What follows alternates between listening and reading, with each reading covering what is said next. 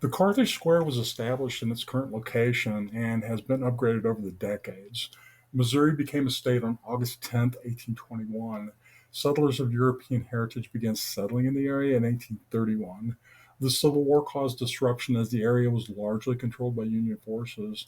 The next disruptor was fire.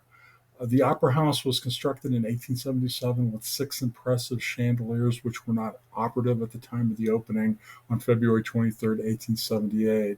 This is because Carthage had yet to get adequate gas powered lighting installed by that time.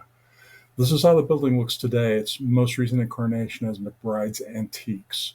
In this area, large spaces are typically converted with antique shops. The building is vacant today with signs of construction inside.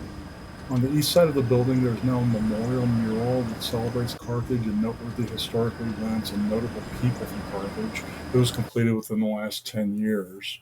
The next photo is the Opera House in 1890. You will notice that the roads are not paved.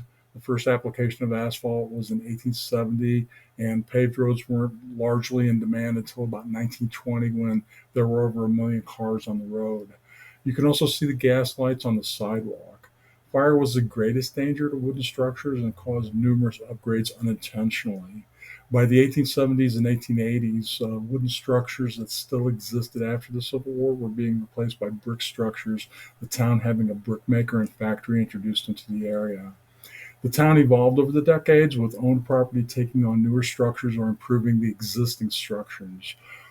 All the towns you find in this area have been boom or bust, meaning that when conditions were good for some reason, such as mining precious metals needed in warfare, everyone in the area did well because of the influx of money. The Opera House continues to exist and maintains its same form and structure.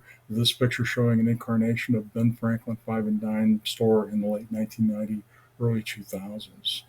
Today, the building is vacant. The door seen to the right opens to a set of stairs that takes you directly to the Opera House floor. The original decor has been stripped from the upper floor. When the floor was operated as an opera house, the decor is described as having comfortable seating and boxes overlooking the stage. It looks today like someone with a lot of money to spend could restore the building to its former glory, but there's no commercial reason to create such a place because there are many existing venues that could host such an event. Yet the building still exists because of the history involved. There are many people today working to restore a piece of the old glory for people traveling far to appreciate.